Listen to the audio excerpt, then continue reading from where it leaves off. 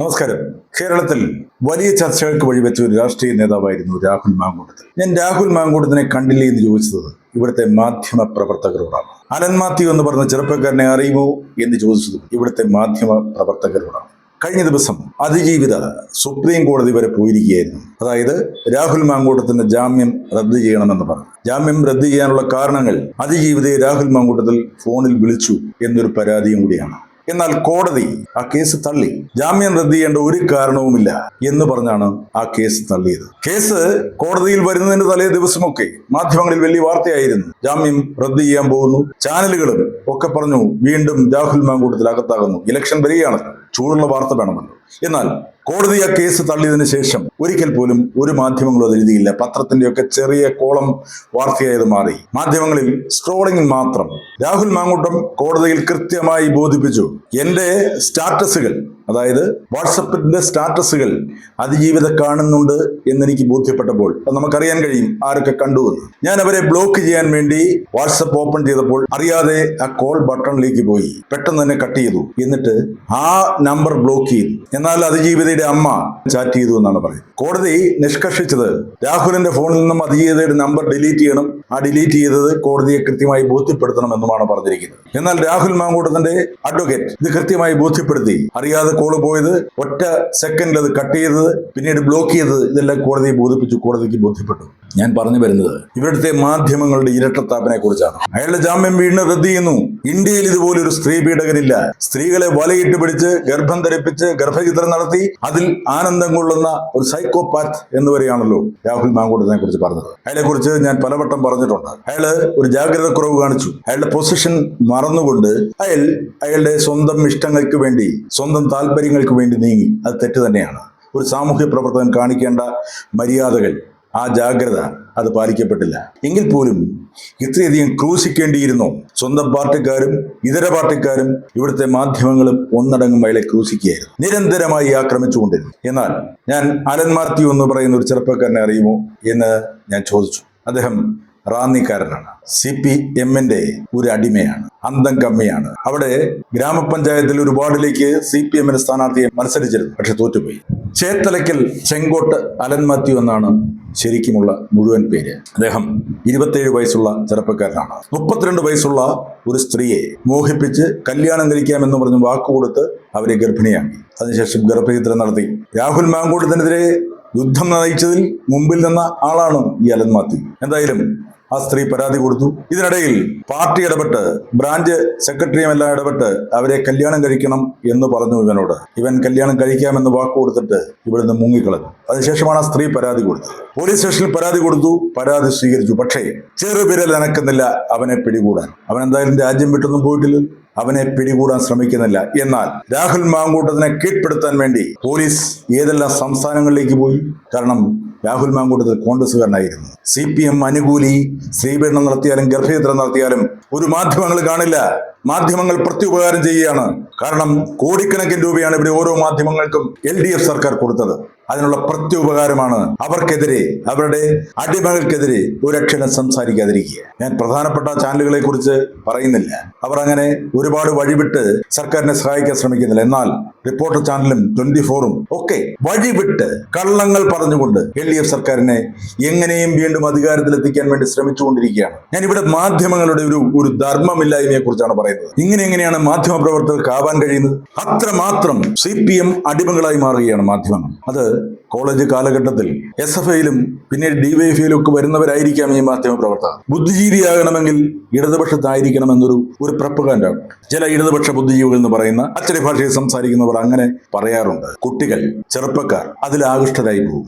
അങ്ങനെയാണ് കൂടുതലും ഈ CPM-ന്റെ അടിമകളായി മാറുന്നത്. അതിൽപ്പെടുന്നവരാണ് ഈ ആർഷോയും വസീഫും അങ്ങനെയുള്ള യൂത്ത് നേതാക്കളൊക്കെ. അവരുടെയൊക്കെ പശ്ചാത്തലം നമുക്ക് അന്വേഷിച്ചാൽ അറിയാം. ഇവിടെയുള്ള പല മാധ്യമ പ്രവർത്തകരും ഇതുപോലെ പാർട്ടിയുടെ അടിമകളായി നിന്നവരാണ്. പിന്നീട് മാധ്യമ പ്രവർത്തനത്തിലേക്ക് വരുമ്പോഴും അവരുടെ രക്തത്തിൽ കലർന്നിരിക്കുന്ന ആ CPM പ്രേമം അത് പുറത്തെടുത്ത് കാണിക്കും. അലൻ മാത്യുവിനെ കുറിച്ച് വലിയ വാർത്തകളൊന്നും ആരും കൊടുത്തില്ല. ഇത് തന്നെയല്ലേ സുഹൃത്തുക്കളെ, CPM-ന്റെ MLA വരെ ആയിരുന്ന PT കുഞ്ഞുമുഹമ്മദിന്റെ കേസ് സർക്കാർ പൂഴ്ത്തിവെച്ചില്ലേ? ഒടുവിൽ ഗതികെട്ട് കേസെടുത്തു. പോലീസ് സ്റ്റേഷനിൽ ചെന്ന് ഹാജരായപ്പോൾ തന്നെ ജാമ്യവും കൊടുത്തു. അപ്പോൾ CPM-ന്റെ പ്രവർത്തകരോ പ്രതിനിധികളോ എന്തെങ്കിലും തെറ്റ് ചെയ്താൽ, അത് പീഡനമായാലും ഗർഭചിത്രമായാലും കൊലപാതകമായാലും, അവരെയെല്ലാം സംരക്ഷിക്കുന്ന പാർട്ടിയായി മാറുകയാണ്. അവിടെ എവിടെയാണ് നീതി? നീതി എന്ന് പറയുന്നത് എല്ലാ മനുഷ്യർക്കും ഒരുപോലെ ആവണ്ടേ? CPM പ്രവർത്തകർക്ക് ഒരു നീതി, മറ്റുള്ളവർക്ക് മറ്റൊരു നീതി എന്നുള്ളതാണോ ന്യായം? ഭരണത്തിലിരിക്കുന്നവരെ സ്തുതിക്കുന്ന, അവർ പറയുന്നതിന് ഏറാമുള നിൽക്കുന്ന പോലീസ് ഉദ്യോഗസ്ഥർ, പോലീസുകാരോട് ഞാൻ ചോദിക്കുകയാണ്, നിങ്ങൾ ഇങ്ങനെയാണോ പെരുമാറേണ്ടത്? പോലീസ് എന്ന് പറയുന്ന ഒരു വേഷം ധരിക്കുമ്പോൾ നിയമത്തോടും രാജ്യത്തോടും കൂറ് പുലർത്താമെന്നും ഓരോ വ്യക്തികളോടും പക്ഷഭേദമില്ലാതെ പെരുമാറാമെന്നും എന്നും ഓർത്തെടുത്തിട്ടില്ലേ നിങ്ങൾ അങ്ങനെ ഒരു വേഷം ധരിക്കുന്നത്? നിങ്ങളുടെ ഉള്ളിലും രാഷ്ട്രീയ വിശ്വാസം ഉണ്ടാവാം. നിങ്ങൾ ചിലപ്പോൾ CPM-കാരനായിരിക്കാം, കോൺഗ്രസ്സുകാരനായിരിക്കാം. അതുകൊണ്ട് മറ്റൊരു രാഷ്ട്രീയ പ്രവർത്തനെ കാണുമ്പോൾ മനുഷ്യത്വമില്ലാതെ പെരുമാറാൻ കഴിയുമോ? രാഹുൽ മാങ്കൂട്ടത്തിനെ പിടിക്കാൻ വേണ്ടി സംസ്ഥാനങ്ങൾ തോറും കയറിയിറങ്ങുമ്പോൾ അതേപോലെ ഒരു സ്ത്രീപീഡകനായ ഒരു CPM-ന്റെ പ്രതിനിധിയെ പിടികൂടാൻ വേണ്ടി നിങ്ങൾക്ക് എന്താണ് ഇത്ര വൈമനസ്യം? ഞാൻ ഈ ചാനലുകാരുടെ ചില ഇരട്ടത്താപ്പിനെ കുറിച്ചാണ് പറയുന്നത്. രണ്ടാമത്തെ കേസ് പൊങ്ങി വന്നപ്പോൾ രാഹുൽ മാങ്കൂട്ടത്തിൽ ഒളിവിൽ പോയി. രാഹുൽ മാങ്കൂട്ടത്തിനെ കർണാടകയിൽ നിന്ന് അറസ്റ്റ് ചെയ്തു എന്നൊരു വാർത്ത വന്നു.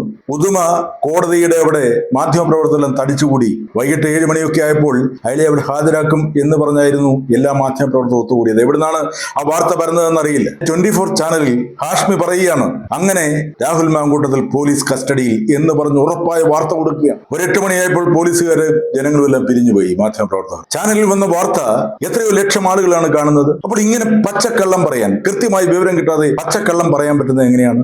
നിങ്ങൾക്ക് റേറ്റിംഗ് കൂട്ടാൻ വേണ്ടി ചില കള്ള വാർത്തകൾ നിങ്ങൾ പറയും. സോഴ്സ് വെളിപ്പെടുത്തേണ്ടതില്ല, മാധ്യമങ്ങൾക്ക് ഒരിക്കലും കിട്ടിയ സോഴ്സ് വെളിപ്പെടുത്തേണ്ടതില്ല. പക്ഷെ ആ സോഴ്സ് കൃത്യമാണോ എന്ന് അറിയണ്ടേ?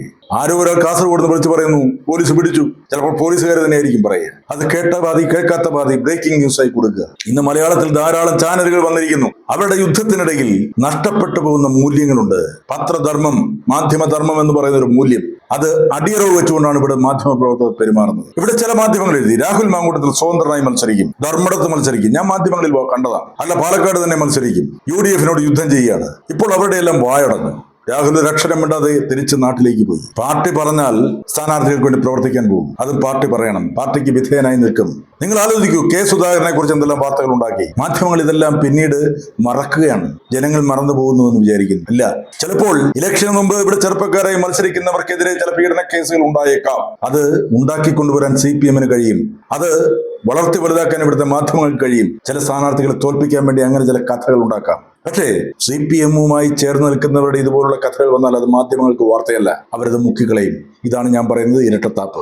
ഇത് പണത്തിന് വേണ്ടിയുള്ള കൂട്ടുകച്ചവടമാണ്. ചാനലിന്റെ റേറ്റിംഗ് നിലനിർത്താൻ വേണ്ടിയുള്ള കൂട്ടുകച്ചവടം. ആ കച്ചവടത്തിൽ സാധാരണ ജനങ്ങളെ വലയ്ക്കരുത്. സാധാരണ ജനങ്ങൾക്ക് സത്യം അറിയാനുള്ള ഏകമാർഗം മാധ്യമങ്ങളാണ്. ദേശാഭിമാനി പച്ചക്കള്ളം കൊടുക്കും. അത് പാർട്ടിയെ വളർത്താനുള്ള പത്രമാണ്. മറ്റ് രാഷ്ട്രീയ പാർട്ടികൾക്ക് മാധ്യമങ്ങളുണ്ടെങ്കിലും ഏറ്റവും അധികം കള്ള വാർത്ത കൊടുക്കുന്നത് ദേശാഭിമാനിയാണ്. ദേശാഭിമാനിയുടെ വാർത്ത വായിച്ചിട്ട് നമുക്ക് ഒരു കാര്യവും തീരുമാനിക്കാൻ കഴിയില്ല. അതുകൊണ്ട് തന്നെ ആ പത്രം ആരും വായിക്കാറില്ല. സത്യം അറിയാൻ മറ്റ് മാധ്യമങ്ങൾ, മറ്റ് പത്രങ്ങൾ നോക്കും. അപ്പോൾ ഏപ്രിൽ 9 എന്ന് പറയുന്ന ഇലക്ഷൻ ഡേറ്റ് വരെ എന്തെല്ലാം മാമാങ്കങ്ങൾ ഉണ്ടാവും, എന്തെല്ലാം കള്ള വാർത്തകൾ ഇവിടെ മാധ്യമങ്ങൾ പടച്ചുവിടും. CPM-നെ തോൽപ്പിക്കണം എന്നുദ്ദേശമുള്ള സ്ഥാനാർത്ഥികളെ അവർക്കെതിരെ എന്തെല്ലാം വാർത്തകൾ കൊണ്ടുവരും എന്ന് നമ്മൾക്ക് കാത്തിരിക്കാം. മാധ്യമങ്ങൾ ഇതിനെ കുടപിടിക്കുമ്പോൾ നശിച്ചു പോകുന്നത് നിങ്ങളുടെ മാധ്യമധർമ്മമാണ് എന്ന് കരുതുക.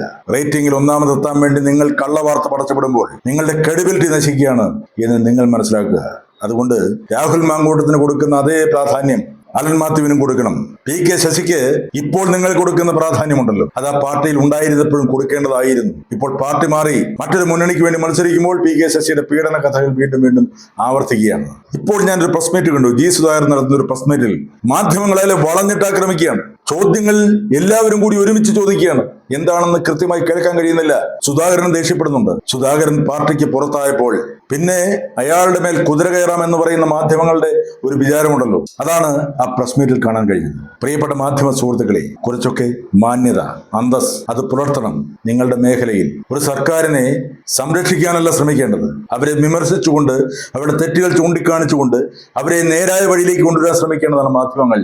ഇവിടെ മാധ്യമങ്ങൾ ചെയ്യുന്നതാണ് അവരുടെ തെറ്റുകൾക്കെല്ലാം സ്തുതി പാടിക്കൊണ്ട് അവരെ വീണ്ടും അധികാരത്തിലെത്തിക്കാൻ വേണ്ടി എല്ലാ തെറ്റുകളും മറച്ചു പിടിച്ചുകൊണ്ട് ഇല്ലാത്ത ശരികളെ പുകഴ്ത്തിക്കൊണ്ട് വാഴ്ത്തുപാട്ട് പാടുക. അതല്ല മാധ്യമധർമ്മം. അതുകൊണ്ട് രാഹുൽ മാങ്കൂട്ടത്തിനെ കൊന്നത് മതി. അയാളെ ഇനി കോടതി ശിക്ഷിക്കട്ടെ. ഇനി സമൂഹം വിചാരണ ചെയ്യേണ്ട മാധ്യമ വിചാരണയും വേണ്ട. കോടതി ശരിയായ ശിക്ഷ കൊടുക്കും. ശിക്ഷയില്ലാതെ അയാൾ തിരിച്ചു വന്നാൽ അയാൾ ഈ രാഷ്ട്രീയത്തിൽ നല്ല ഒരു പൊസിഷനിലേക്ക് വരും എന്ന് കേരള ജനത വിശ്വസിക്കുന്നുണ്ട്. നിങ്ങൾ മാധ്യമങ്ങളും CPM-കാരും കൂടി എത്ര തകർക്കാൻ ശ്രമിച്ചാലും അയാൾ തിരിച്ചു വരും എന്ന് ജനങ്ങൾ വിശ്വസിക്കുന്നു. പ്രിയപ്പെട്ട നിയമപാലകരെ, അലൻ മാത്യുവിനെ എത്രയും വേഗം കണ്ടുപിടിക്കുക. നിങ്ങൾ നിയമത്തോടെങ്കിലും അല്പം കൂറ് പുലർത്തുക. Thank you.